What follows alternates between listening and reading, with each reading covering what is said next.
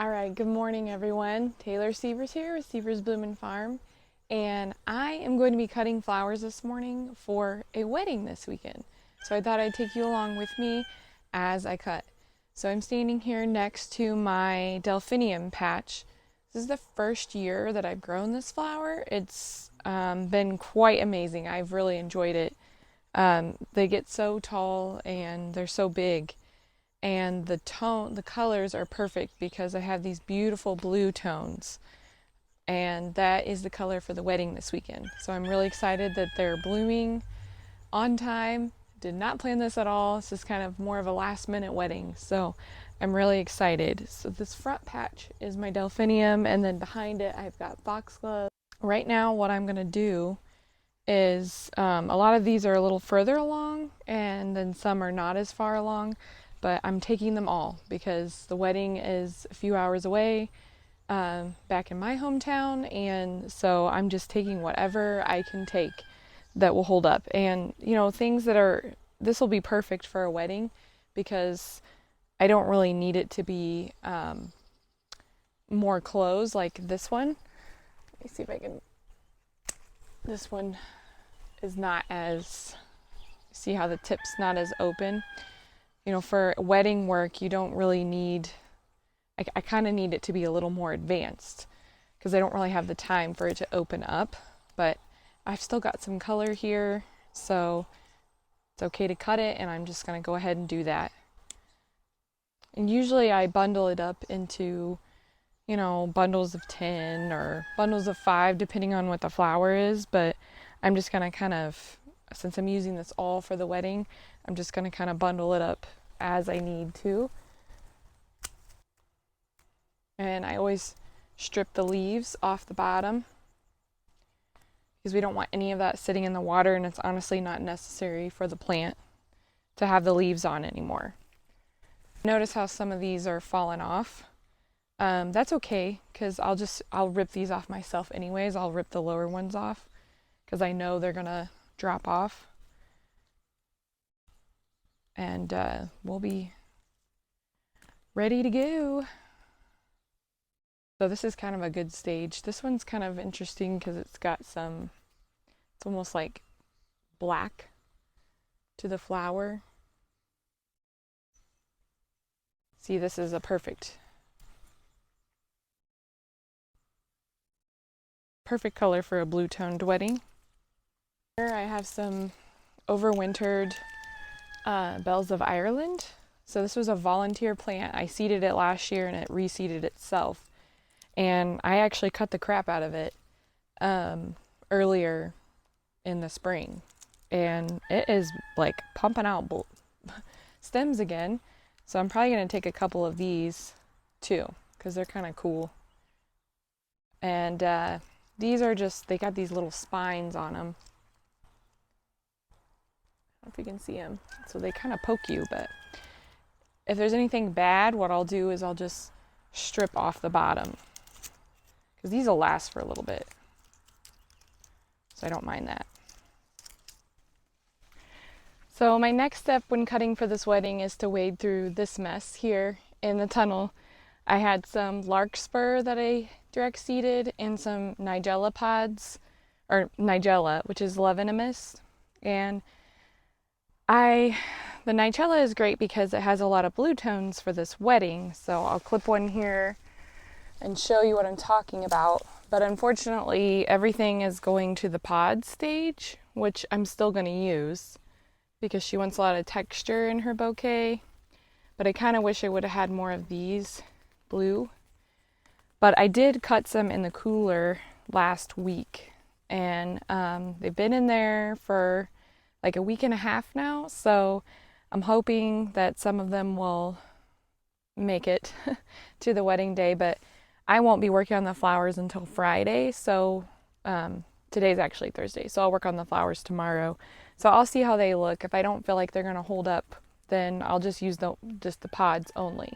And that's okay. I have a couple other blue flowers, and then I have this Larkspur that's got a blue tone to it. It's more of a purple, but it's really pretty, and I think if I get enough, the undersides are a little blue, and I get enough other blues in there, I think it'll go fine. But so I'm just going to wade through this mess of, some of this is going to seed.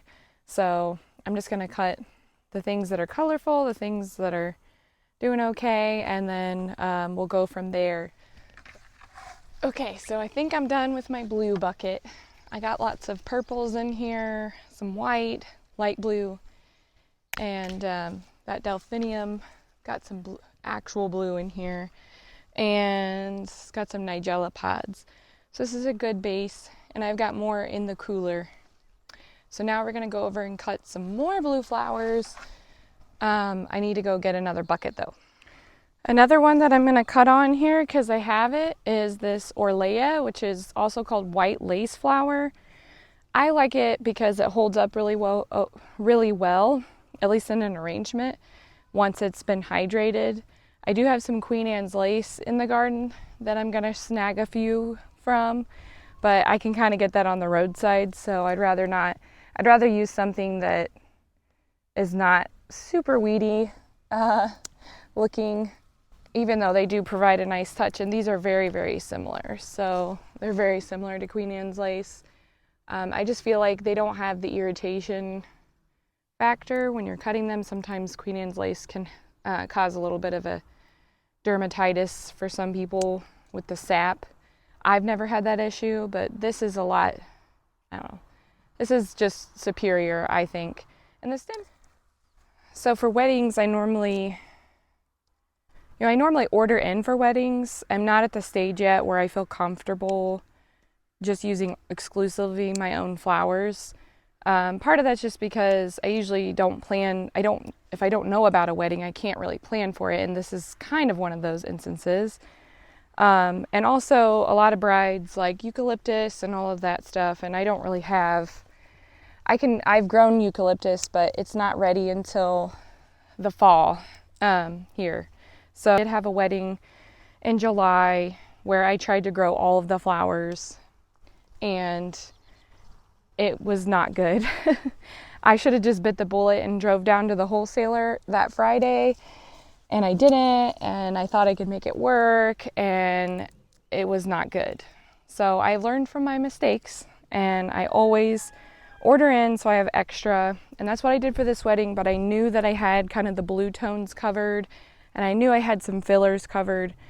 Like, I knew that within my soul. So it was I'm a little more relaxed this time for this wedding. In July, I usually have a lot blooming. It was just weird. I had really poor production that year, and that week of the wedding, it was just awful. I hardly had anything to cut, and I waited to do the bridal bouquet till the morning of because it was going to be so hot, and she wanted it in a certain way, and it was a mistake. So that's what we do. We learn, right? We learn and we grow. And since then I've done. So a lot of these Bachelor buttons are starting to fade. But what I'm going to do is I'm just going to clip down and not even strip the leaves and just take this whole bunch. And you can see some are brown. But there's some that are still look good. And there's some that are still opening. Like this one is newly opening. So I'm just going to piece through everything later. I'm sweating right now, like if you can't tell. So I'm just going to kind of do some big cuts if I see some where they're like this, like that, getting ready to see the color. Then I'll just kind of yank the whole stem and see where we're at. And I'm just going to put these, they're just going to be in a bucket for a couple days. So I'm not really worried, and you know what, if they rot away, it's fine, but I might as well use these since I got them. I wish they were in a little bit better bloom, but hey, at least they're here. So that's another way to get some of those blue tones in the bridal bouquets and the boutonnieres and all of that. And that's about it. That's what I'm going to cut today.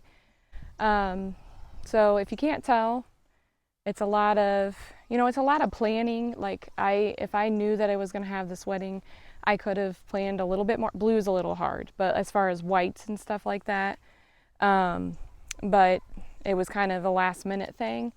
but like definitely for the fall. Like I have a lot of stuff planted right now for the fall weddings that I've got those jewel tones or those fall colors. So those are in the process of growing now in July, and I'm even going to plant a few more, and then hopefully those will be ready for the fall weddings, and I can use. This is going to be the first year I'm going to be able to use a lot more of my own flowers in the fall weddings. So I'm really excited about that. Just take some really careful planning. And so if you're hiring a farmer florist, just be very clear on what you want, and be open to the florist making your design come to life with what they have, because we have a lot of beautiful flowers here that we can grow in the Midwest that I don't even think brides realize, because we're so Pinterest focused on, and a lot of those have imported flowers, which, whatever, that's a whole topic in itself. But be patient with your farmer florist. I guess not even be patient, just be clear about the colors that you want. And really all we need is kind of a color palette and a texture, a guide with texture, or how tight you want the bouquet, how loose, and the shape.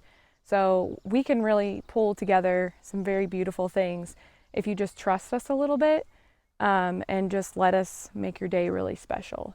So I will share the finished product of this bouquet when I get it finished. So wish me luck in the next couple of days.